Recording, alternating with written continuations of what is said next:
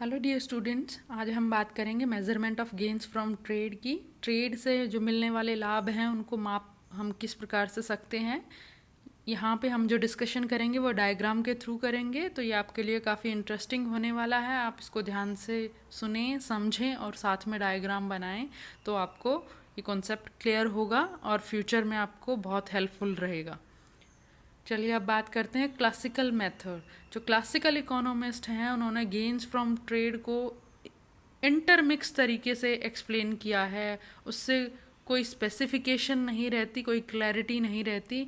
तो इसी वजह से जैकब वाइनर ने 3 मेथड्स के थ्रू उनके जो विचार हैं गेन्स के संबंधित उनको एक्सप्लेन करने की कोशिश की है। फर्स्ट है differences in comparative cost, then increase in the level of national income, third one is the terms of trade। पहली बात करते हैं कंपैरेटिव कोस्ट की। डेविड रिकार्डो ने कॉन्सेप्ट दिया था, इसके अकॉर्डिंग कंट्रीज जिस वस्तु के उत्पादन में उनकी लागतें कंपैरेटिवली कम हैं उस वस्तु के उत्पादन में वो स्पेशलाइज करते हैं। तो इस प्रकार अगर वो स्पेशलाइजेशन करते हैं और ट्रेड करते हैं तो बिफोर ट्रेड और आफ्टर ट्रेड की सिचुएशन का कंपैरिजन किया जा सकता है कि बिफोर ट्रेड अगर वो सभी वस्तुओं का उत्पादन अपने ही डोमेस्टिक कंट्री में कर रहे हैं तो उससे लागतें अधिक आएंगी और उत्पादन कम होगा।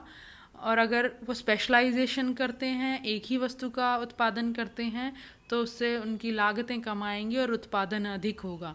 उत्पादन से ही हमारा नेशनल इनकम हम समझते हैं, तो अगर उत्पादन अधिक होगा तो नेशनल इनकम भी इंक्रीज होगी। ये हमारे दोनों पॉइंट्स हो गए पहले वाले, difference in comparative cost and increase in the level of national income.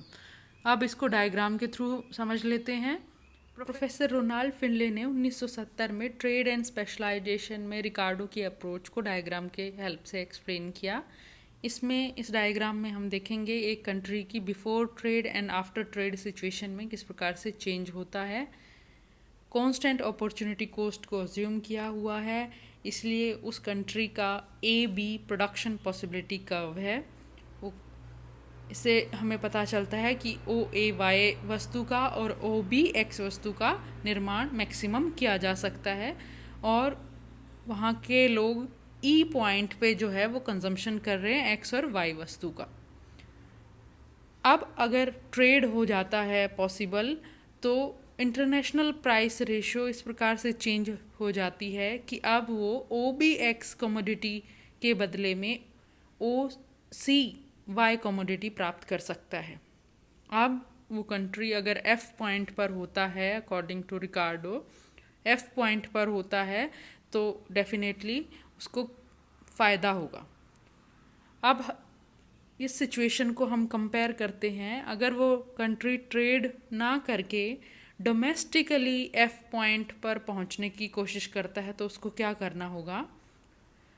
AB जो प्रोडक्शन पॉसिबिलिटी कर्व है उसके पैरेलल अगर उसको शिफ्ट करना है A1 B1 तो उसको उतने ही लेबर सप्लाई इंक्रीज करनी होगी, रिसोर्सेज का ज़्यादा इस्तेमाल करना पड़ेगा, तभी वो F पॉइंट पर पहुंच पाएगा। और अगर वो ट्रेड करता है तो without increasing its resources it can reach to F point. तो एक तो बात हम यहाँ पे क्लियरली देख पा रहे हैं कि ट्रेड करने से उसको बिना किसी एफर्ट के X वस्तु के बदले में ज़्यादा Y वस्तु मिल जाती है। अगर वो अपने ही कंट्री में प्रयास करता है बिना ट्रेड के तो उसको A1 B1 production possibility curve achieve करना पड़ेगा और ये आपको पता है कि हायर प्रोडक्शन पॉसिबिलिटी कर्व पर पहुंचने के लिए हमें ज़्यादा रिसोर्सेज का इस्तेमाल करना होता है। आप जो माल्थस थे उनका ये मानना था कि रिकार्डो ने ओवर एस्टिमेट किया है जो गेन्स हैं। एक ये बात आपकी रहेगी, यहाँ पे गेन्स को कैसे मापा जाएगा। पहले केस में BB1 जो प्रोडक्शन पॉसिबिलिटी कर्व में हम राइट वर्ड शिफ्ट की बात कर रहे थे, B से B1, तो BB1 बाय OB, इससे हम प्राप्त कर सकते हैं गेन। लेकिन माल्थस कहते हैं कि रिकार्डो ने ओवर एस्टिमेशन किया है और F पॉइंट पे ना होके वो कंट्री F से थोड़ा राइट वर्ड होगा। अब इस बात को इनकॉर्पोरेट किया रोनाल्ड फिंडले ने और इंट्रोड्यूस किया कम्युनिटी इंडिफरेंस कर्व को। कम्युनिटी इंडिफरेंस कर्व को इंट्रोड्यूस करते हुए उन्होंने दिखाया कि अगर वो country domestically higher community indifference curve जैसा कि CI से रिप्रेजेंट हो रहा है, F और G पॉइंट पे जो है सेटिस्फेक्शन लेवल सेम है।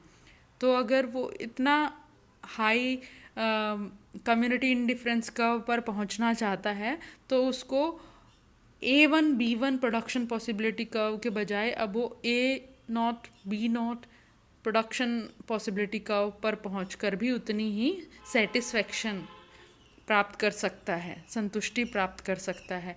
तो अब क्योंकि माल्थस ने कहा कि रिकार्डो की अप्रोच के अकॉर्डिंग ओवर एस्टिमेशन हो रहा है गेंस का, तो अब उन्होंने उसको रिड्यूस कर दिया। अब इसको मापा जा सकता है B0 बाय OB। पहले हम क्या कह रहे थे, B1 बाय OB, और अब उन्होंने जो इम्प्रूवमेंट किया उसके बेस पे कम्युनिटी इंडिफरेंस कर्व के हेल्प से कि जो F पॉइंट पे सेटिस्फेक्शन मिल रही है उतनी सेटिस्फेक्शन G पॉइंट पर भी मिलेगी, और G पॉइंट को प्राप्त करने के लिए A0 B0 production possibility curve ही सफिशेंट है। तो अब गेंस को मापा जा सकता है B0 बाय OB। तो ये है हमारा पहला केस। ये देखिए आप डायग्राम यहाँ पे क्लियरली देख पाएंगे। नेक्स्ट मिल की अप्रोच, JS मिल। उन्होंने ना केवल गेंस के बारे में बात की बल्कि उसके डिस्ट्रीब्यूशन के बारे में भी बताया। उसको हम बड़ा इंटरेस्टिंग है, आप ध्यान से सुने और एंड तक वीडियो देखें और आपको बहुत अच्छा लगेगा। ये एक नया कॉन्सेप्ट आप लोगों के लिए रहेगा, आपके सिलेबस में नहीं है, लेकिन जो सेकेंड ईयर के स्टूडेंट्स हैं उनको गेंस फ्रॉम ट्रेड एक्सप्लेन करना है, और अगर इस कॉन्सेप्ट को वो डायग्रामेटिकली एक्सप्लेन करते हैं तो आप लोगों के लिए काफ़ी अच्छा रहेगा। वो डिस्ट्रीब्यूशन ऑफ गेंस के बारे में भी बताते हैं।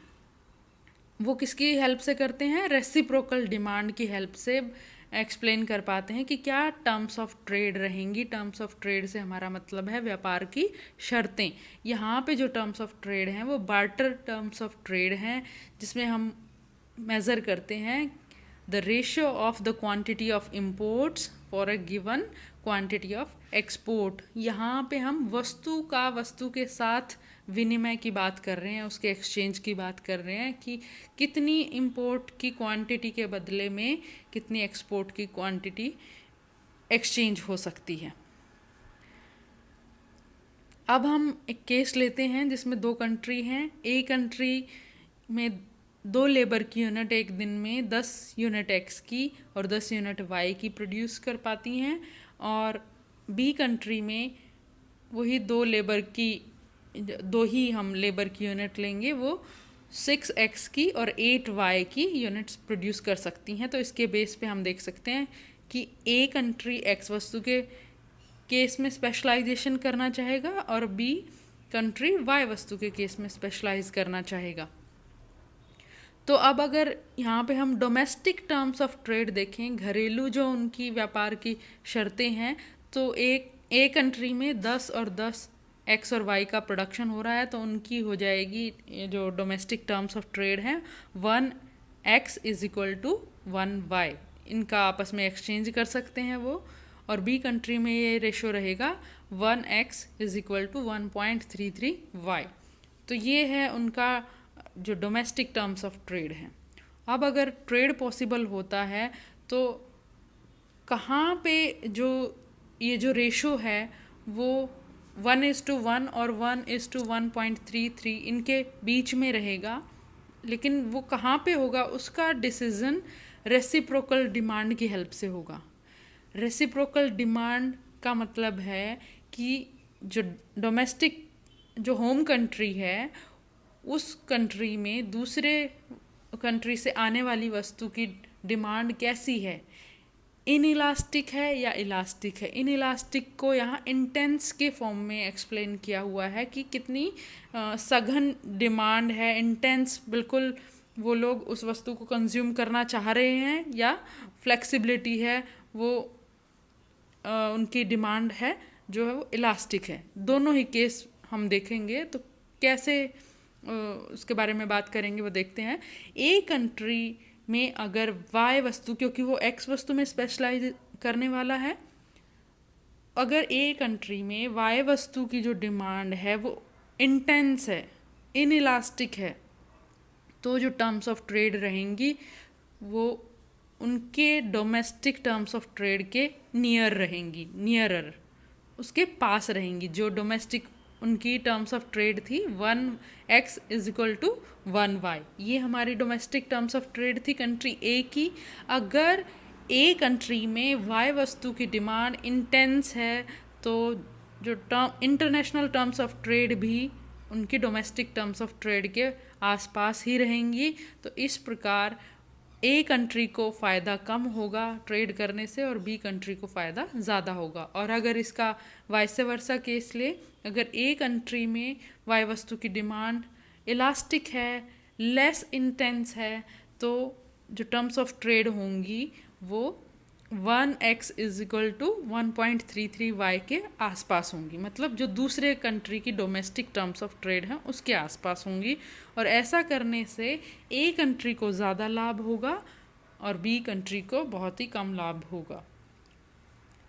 अब हम जो JS ने ऑफर कर्व का इस्तेमाल किया है, मार्शल एजवर्थ द्वारा गिवन ऑफर कर्व का इस्तेमाल उन्होंने किया है रेसिप्रोकल डिमांड को दिखाने के लिए। अब और टर्म्स ऑफ ट्रेड को एक्सप्लेन करने के लिए अब हम ये डायग्राम देखते हैं। यहाँ पे ओ ए आप देखें, ओ ए है offer curve of country A. Offer curve का मतलब क्या है कि इसमें जो एक्स और वाई की कमोडिटी हैं कि इतनी एक्स के बदले में कितनी वाई चाहता है वो कंट्री, ए कंट्री। और ओ बी है offer curve of country B. और जो ये ओ पी और ओ क्यू जो हमारे ड्रॉ करे हुए हैं ये क्या है, डोमेस्टिक कांस्टेंट कोस्ट रेशियोज। ये जो रेखाएं ओरिजिन से ड्रॉ करी हुई हैं ओ पी और ओ क्यू, ये क्या है, डोमेस्टिक कांस्टेंट कोस्ट रेशियोज जो हमारी टर्म्स ऑफ ट्रेड हैं उसकी लिमिट तय करती हैं ये कि इनके बीच में ही टर्म्स ऑफ ट्रेड तय होंगी। और एक्चुअल में टर्म्स ऑफ ट्रेड कहाँ पे तय होंगी, जहाँ पे दोनों कंट्री के ऑफर कर्व एक दूसरे से मिल रहे हैं, उनको इंटरसेक्ट कर रहे हैं। ये पॉइंट है हमारा ई पॉइंट। तो जो ओरिजिन से ओ टी पॉइंट, हम ओ टी जो रेखा है उसको देखेंगे और उस पर ई पॉइंट पे इक्विलिब्रियम है। अब इसकी हेल्प से गेन्स हम समझते हैं। ओ पी लाइन को आप देखें और उसके कॉन्टेक्स्ट में समझें। अगर वो कंट्री ट्रेड नहीं करता तो वो डोमेस्टिकली ओ के एक्स वस्तु का एक्सचेंज कर सकता है एस के वाई वस्तु की क्वांटिटी से। देखिए, एस के का एक्सचेंज कर सकता है ओ के से, एस के वाई वस्तु की क्वांटिटी और ओ के एक्स वस्तु की क्वांटिटी। अब अगर वो ट्रेड करते हैं तो ई पॉइंट इक्विलिब्रियम का पॉइंट है। अब हम क्या देख पा रहे हैं कि कंट्री ए ओ के एक्स वस्तु देकर ई के वाई वस्तु प्राप्त कर सकता है। तो जो डिफरेंस है ई एस, ये क्या है, गेन टू कंट्री ए, ये व्यापार से कंट्री ए को लाभ है। और दूसरा केस हम देखें कंट्री बी के लिए, तो कंट्री बी अगर उनकी घरेलू हम सिचुएशन देखें तो वो आर के वाई वस्तु का सेक्रीफाइस करता ओ के एक्स वस्तु के लिए। अगर वो ट्रेड नहीं कर रहा होता तो आर के वाई वस्तु का सेक्रीफाइस करता ओ के एक्स वस्तु के लिए। लेकिन आफ्टर ट्रेड अब वो आर के सेक्रीफाइस ना करके ओनली ई के सेक्रीफाइस करता है, ई के सेक्रीफाइस करता है और उसको बदले में ओ के एक्स वस्तु मिल जाती है। तो अब उसको सेक्रीफाइस जो है वो कम करना पड़ा। वो कितना कम करना पड़ा, आर ई, जो आर ई है वो गेन टू कंट्री बी है। तो इस प्रकार हम देख सकते हैं कि एक तो reciprocal demand and offer curve की हेल्प से डिस्ट्रीब्यूशन का पता चल पाता है कि एक्चुअल टर्म्स ऑफ ट्रेड क्या है इसके बिना हमें एक रेंज मिलती है कि टर्म्स ऑफ ट्रेड 1:1 जो एक्स एंड वाई है, 1x और 1y, और 1x is equal to 1.33y इनके बीच में हो सकता है, लेकिन एक्चुअल कहाँ होगा वो हमें पता चलता है ऑफर कर्व के इंटरसेक्शन से। कहाँ पे दोनों इंटरसेक्ट कर रहे हैं वो पॉइंट हमें मिलता है एक्चुअल टर्म्स ऑफ ट्रेड का, और उसके बेस पे हम डिस्ट्रीब्यूशन की बात कर सकते हैं कि ए कंट्री को कितना फ़ायदा होगा और बी कंट्री को कितना फ़ायदा होगा। Thank you so much.